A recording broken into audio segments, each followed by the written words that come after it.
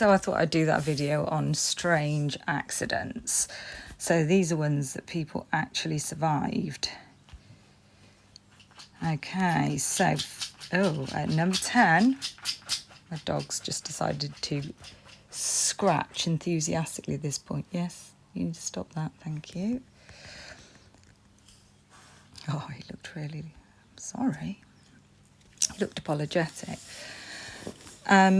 Frozen stiff. During a skiing trip in 2009, Dr. Anna Bagenholm lost control on the slope and got stuck in the only hole in a frozen stream. Her body was underwater for 40 minutes until the rescue team arrived. She managed to breathe using a tiny air pocket below the ice. Needless to say, doctors were surprised when her heart started beating again. Number 9. Bouncy Castle of Doom. While romping through a giant bouncy palace of fun, 13 people were swept away with this giant installation in Britain as the wind started to pick up. 2 people didn't survive by the looks of it. 2 people died as they were thrown from the bouncy castle, while the rest endured serious injuries all over their bodies.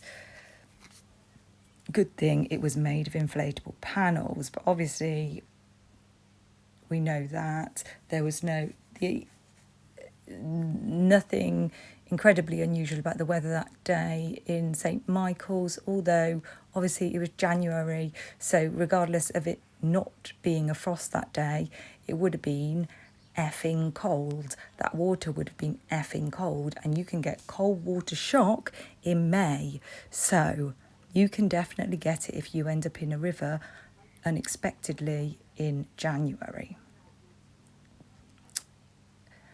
And one of the videos that I need to put out of the ones that I've done does talk about cold water shock, but Google it.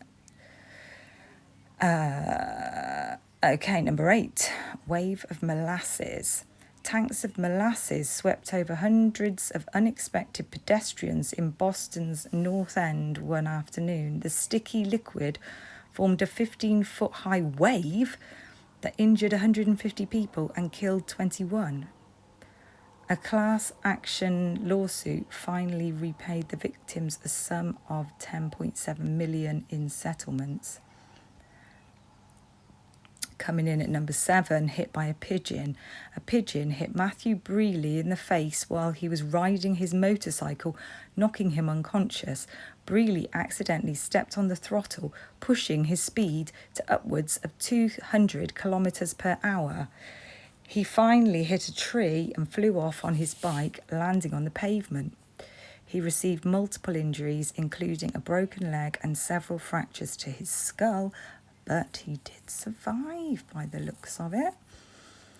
Number 6, attack of the drill bit. Ron Hunt was on a construction job when he fell off his ladder and landed on his drill bit. Ooh. The bit went through his right eye and into the back of his head. After a long, painful procedure, the doctors managed to remove the entire drill bit. Although blinded in one eye, Hunt is doing relatively well. However, his insurance didn't cover this type of accident, leading to him to create the Ron Hunt Medical Fund. Please donate generously.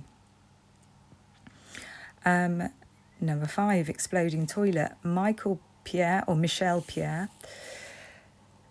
flushed his toilet one day, but instead of flushing, the water pressure caused the bowl to explode into 1,000 tiny shards of flying porcelain.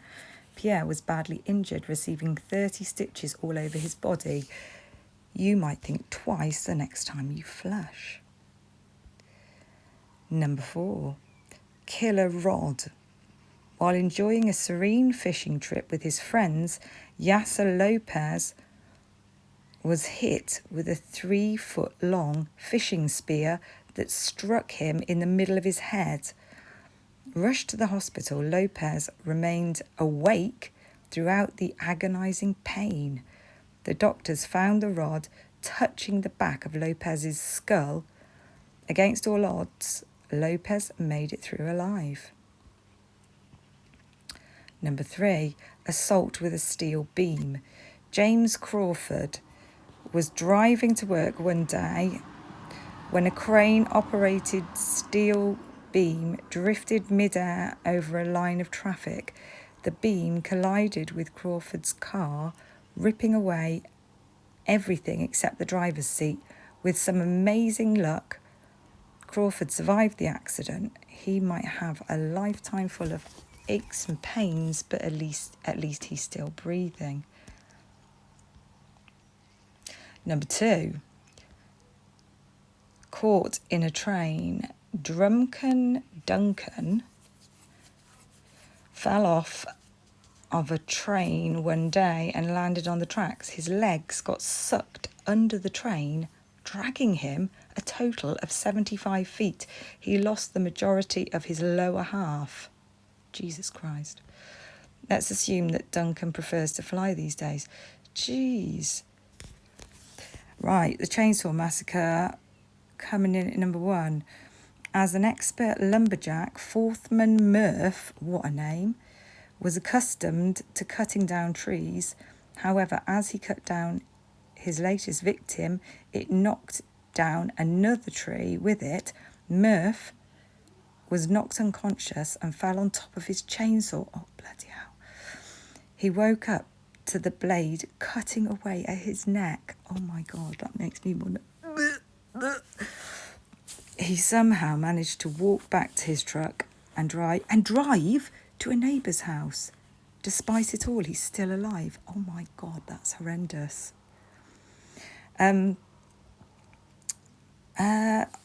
So in another video, you will see that it's a kind of sort of safety video, and it's something that we should all know about, but we don't seem to know about, because we all seem to assume that if you get into water, if you get sort of out of your depth, we think you're supposed to swim, but actually what you're supposed to do is go into a starfish position on your back, because even people who are really good at swimming, especially if you ended up on the other side of a weir, by the way, because there's another video that shows what happens with that. If you end up in a weir, you basically end up in some kind of terrible propelling system that's keeping you underwater. Well, no, you wouldn't be able to do this in that situation, so that this doesn't count in that situation, but you will see a video about that. If you're in the water and... well, you need to watch the video, but basically it doesn't necessarily matter if you're a good swimmer. Your best bet is to go onto your back, spread your arms and legs out and shout for help once you've composed yourself. Basically, don't waste energy until you've got yourself on your back. Starfish. Interesting, and I'm really surprised that more of us don't know this, and there should be national safety videos about this every summer, really, because so many people and schools and everything. I do remember doing some starfish thing at school, but I don't really feel like that was sort of drummed into us. That was what you do in that situation. And also, you don't necessarily take much in when you're a kid and you're in the swimming pool. You're just kind of not really taking much notice of what you're being told. So, I think they need some national water safety videos. You know, they always used to have videos about safety, health and safety on the TV, didn't they? Remember that one with the escalator? I was terrified of putting my leg near the edge of an escalator. Although I just thought it was going to be completely mangled, and I just could not understand how nobody was ever mangled. How do we all avoid it? But anyway, it seems like a good idea to me. So I'll stop this video here. Those are a few sort of one in a lifetime type scenarios. And yeah, that's all I've got to say about that, really.